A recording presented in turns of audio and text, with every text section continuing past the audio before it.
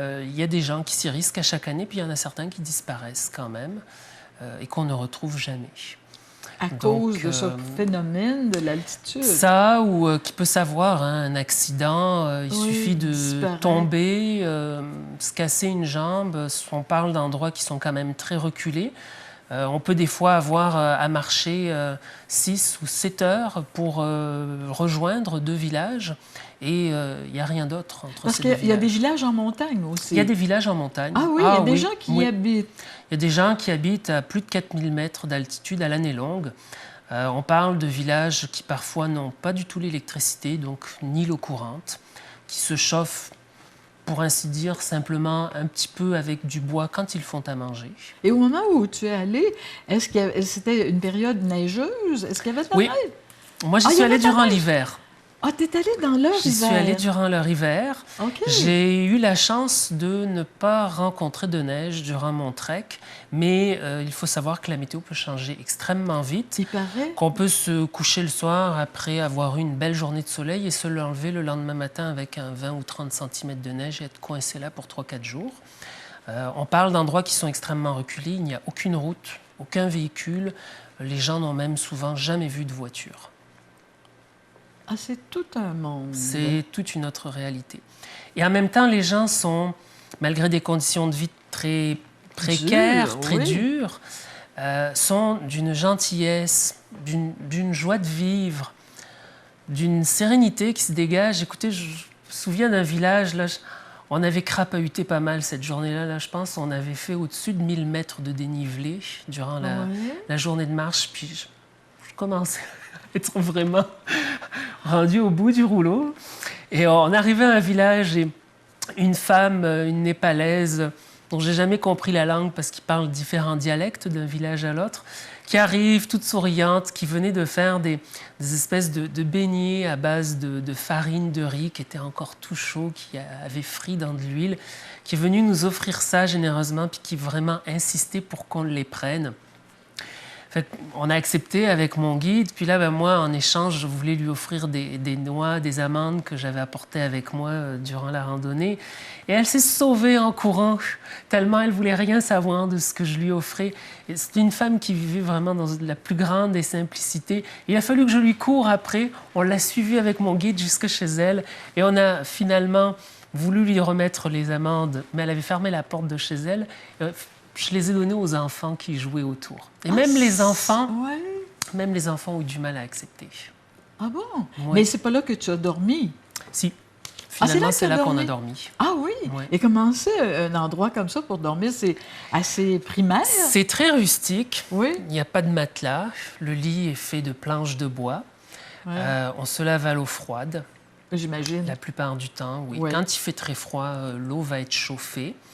Dépendamment des villages, des fois, ils ont un système de chauffage à l'eau au soleil, avec des petits panneaux solaires. Oui. Ah oui? Mais souvent, ils vont préférer utiliser cette énergie-là pour avoir un petit peu d'électricité ou pour faire fonctionner un téléphone afin de pouvoir quand même communiquer. Donc, souvent, ce sont des maisons sans fenêtres aussi. Donc, pour se protéger du froid ou quoi? Pour bien respirer, je pense, la nuit. OK. Donc, quand on se lève le matin, il peut faire -5 dehors, mais il fait aussi -5 dans la chambre. Ah, d'accord. Voilà. Le choc n'est pas trop dur. Il n'y a pas vraiment de contraste. Il n'y a pas vraiment de contraste. Non. Mais toi, tu avais apporté des choses pour dormir? J'avais apporté mon sac de couchage. Oui. Puis des vêtements chauds, tuques, mitaines. C'était suffisant? Oui, parce que c'est un froid qui est sec.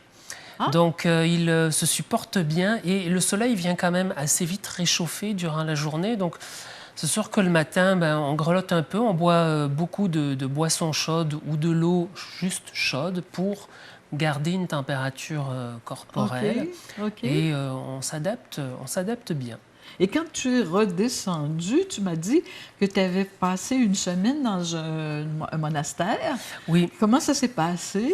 Ah, c'est une des expériences particulièrement mémorables de mon voyage. C'est un endroit où on décroche de tout. Ah oui? Oui, c'est un endroit où le temps s'arrête d'une certaine façon. Ah oui, c'est possible, ça, sur la Terre? Oui.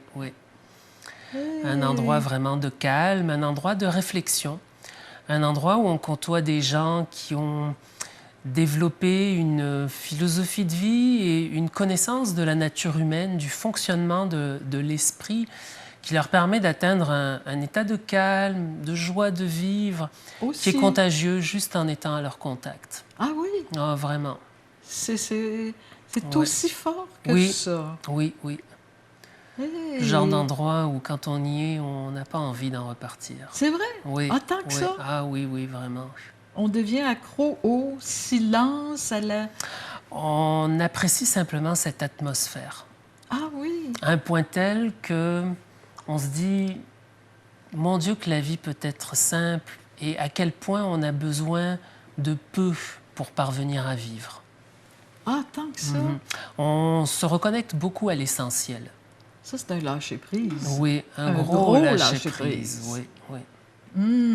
Et c'est sûr qu'en sortant de là, on repart avec une certaine solidité intérieure, avec une plus grande paix intérieure, et on réalise aussi davantage la réalité d'où on vient, la réalité dans laquelle on vit, et ce qui ne nous convient plus dans cette forme de village. Tout à fait.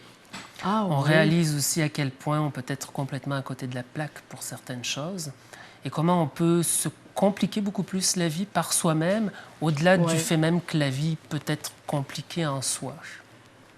Oh, que c'est des endroits qu'on devrait fréquenter. Il faudrait que ce soit plus rapproché de nous, peut-être? Ce sont des gens d'une très grande humilité qui ont une grande réflexion et compréhension de la vie. Ah oui? Oui, oui. Magnifique. Écoute, Laurent, le temps déjà nous quitte. Oh. Le temps passe. Oui.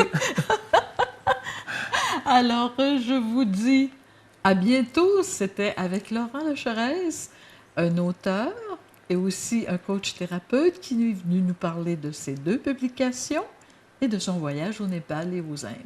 Alors, merci et à bientôt.